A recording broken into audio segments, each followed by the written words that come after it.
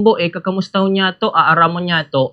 And benefits mga kabombo and siguro other revolving details, pagkaano kan level mga kabombo no, kan syudad ni Naga from independent component city como highly urbanized city. And tanganing mga kabombo, magkaigwa po kita na mas mahiwas na pagtukar dyan mga kabombo, kinakaipon po niya tong mag-consult sa mga nagkapira po niya tong expert. Pero sir, siguro masimulan ko na po dito sa balita natin. Kasi po itong Naga, as per announced by Naga City Mayor Leni Robredo, during the 68th birth anniversary of the late DILG Secretary Jesse Robredo, pinirmahan na subuot ni Presidente Ferdinand Marcos Jr. and resolution po and nagpaluwas as per proclamation. Nasaro na pong highly urbanized city and Naga City, Sir Iboy. And sir, sa pagkaalam natin, we have three classifications ng city. We have the component city, independent component city, and yung highest is highly urbanized city. Pero sir, sa perspective natin sir, and kumbaga relying to your expert opinion, sir, pwede po ba nating ma-reiterate sa ating mga tagapakinig kung ano po ba yung mga specific classifications, way to determine ang pagkakaiba po nitong tatlong cities or kumbaga classification ng cities and requirements po nila para po ma-reach yung mga certain level na yon? Okay po sir, magandang katanungan po para po sa ating mga tagapakinig po. Yun nga po, may tatlong cities po tayo. Unahin ko na po yung highly urbanized city or ito pong tinatawag na HUC, kung saan po diniklara na nga po ang Naga para maging isang HUC. Actually po nasa process pa lamang po ito kasi may tinatawag po tayong plebiscite na kung saan magkakaroon po ng botohan yung mga resident po at voters po sa Naga to approve this this declaration or yung pagiging HUC po ng Naga City. By the way po, yung HUC po, kailangan po may population na at least 200,000. So alam naman po natin na na-meet na po yan ng Naga. Yung population po sa Naga ay lagpas 200,000. Tapos yung income po, at least, yung rule po kasi na ito sir, base po ito sa 1991 pa. And hindi pa din po nare-revise hanggang ngayon. Kaya sa 1991 po, ang nakalagay po na threshold ay 50 million po. 1991 constant price. Dahil nga po may inflation, kapag in-adjust po natin ito, aabot po ito ng 200 million. So ito po yung reason why makikita po natin na yung income po ng Naga ay nasa 200 million. I mean, hindi po ako aware masyado sa income ng Naga, pero kapag in-adjust po natin yung 50 million threshold sa inflation po natin, lalagpas po talaga ito. Kasi yung price po na threshold ay 1991 pa. Tapos independent of the province po, independent pa rin po talaga yung Naga pa. So yun po yung criteria para sa tinatawag po nating HUC. Pagdating naman po sir sa independent component city or yung tinatawag po nating ICC, independent po siya from the province. Bago po maging HUC yung Naga, ICC po siya or independent component city. And yung mga resident po sa Naga, hindi naman po nagboboto sa provincial officials po or sa Kamsur. So example po nito yung Naga City, yung current status niya. Tapos yung pangatlo po, yung tinatawag nating component city.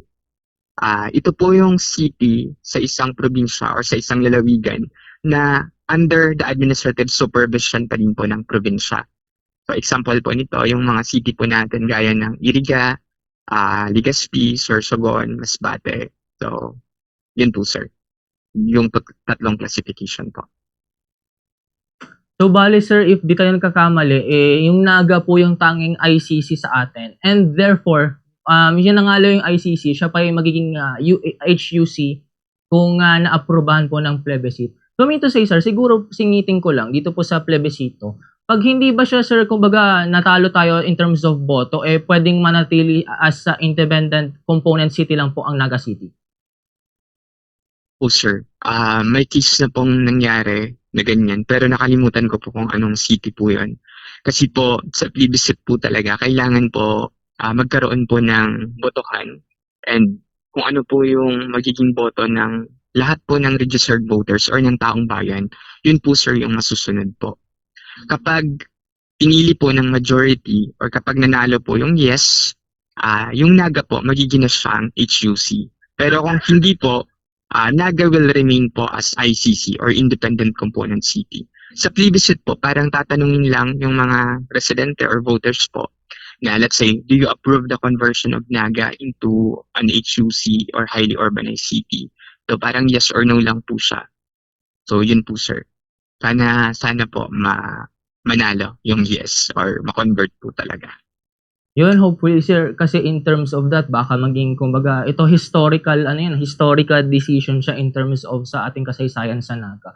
Pero sir, siguro, pagpalagay natin na magiging HUC talaga si Naga, na nanalo po siya sa plebiscito, sir, ano po ba yung mga advantages and at the same time, challenges na mapagdadaanan po ng local government, ng mga Nagueño to maintain the HUC status po, sir?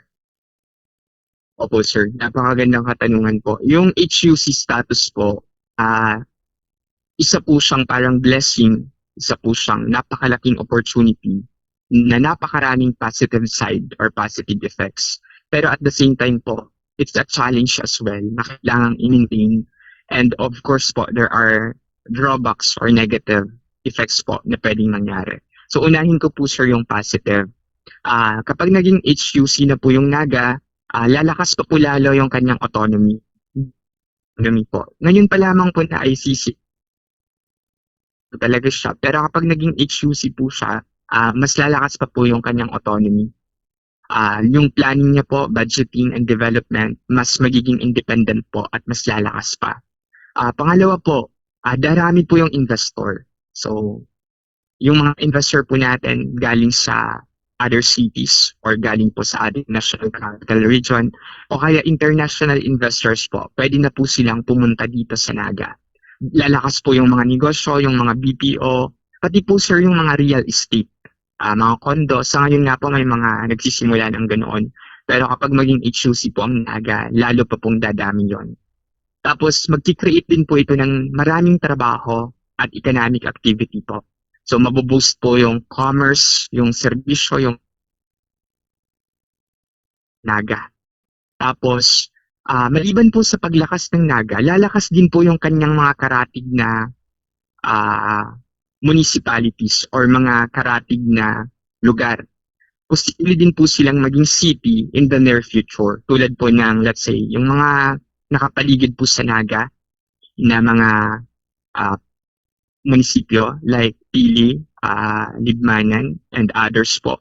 So pwede din po silang lumakas at maging city. Tas in the future po, yung Naga, parang siya po yung magiging tawag nito, yung parang metro or mega city po within Bicol. So, ganun po yung pwede pang mangyari.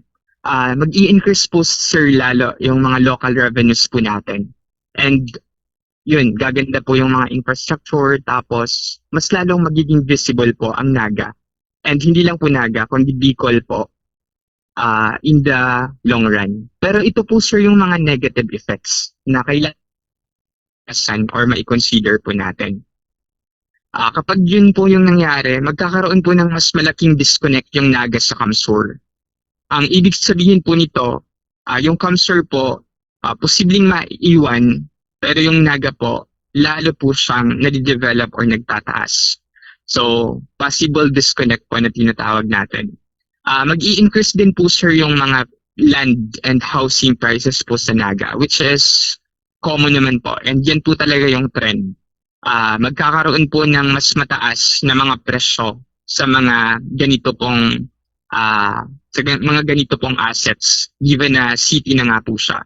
Pero on the other side, beneficial po ito sa mga seller. Pero sa mga buyer po, negative po siya. Posible din po sir na magkaroon ng napakalalang traffic. Kapag dumami pa po yung tao, yung mga investor at yung mga negosyo, magkakaroon po ng traffic congestion. And ngayon nga po parang na-experience po natin kapag pumupunta po ako ng Naga, may traffic po talaga, lalo na bandang hapon. So sana po, yun po yung ma-workout ng ating LGU. Tapos magkakaroon din po sir ng urban sprawl na tinatawag sa economics. Meaning po yung mga agricultural land dyan sa Naga. Kasi yung Naga po, hindi naman siya lahat infrastructure. May mga land pa din po dyan na sinasaka ka. So, yun po, pwedeng ma-convert into industry or service sector. So, pwede pong mabawasan yung mga agricultural lands, tapos yung mga nearby rural communities po, magkaroon ng relocation. So, yun po. Tapos, environmental pressure, sir. Posibleng dumami po yung mga waste, yung pollution, tapos yung pressure po sa ating Bicol River. Ngayon pa lamang po, medyo may mga ganyan ng issue. So kapag naging HUC na po, lalong darami pa po ito. Tapos ito po yung saddening part, maaari po sir na lumala po yung tinatawag nating inequality. Sa Naga, hindi naman po lahat mayaman. Hindi naman po lahat negosyante or professional. Meron pa rin pong mga nasa low income, middle class. So, posible pong lumala yung inequality. At kapag naging HUC po ang Naga, maaaring hindi po makasabay yung ilang residents. Tataas po kasi sir yung cost of living. Tataas po yung mga bilihin, yung mga rentals, tapos yung mga services. Kasi po sa economics, kaakibat ng development ang inflation. Inflation po is a sign of economic development. Pero kapag nasusobrahan, nagiging detrimental po siya. So, yun po yung positive and negative. Pag ina-weigh po natin, kapag tinimbang po natin, mas panalo pa rin po yung positive. Kasi mas marami pa rin pong benepisyo ang isang HUC sa buong region po ng Bicol.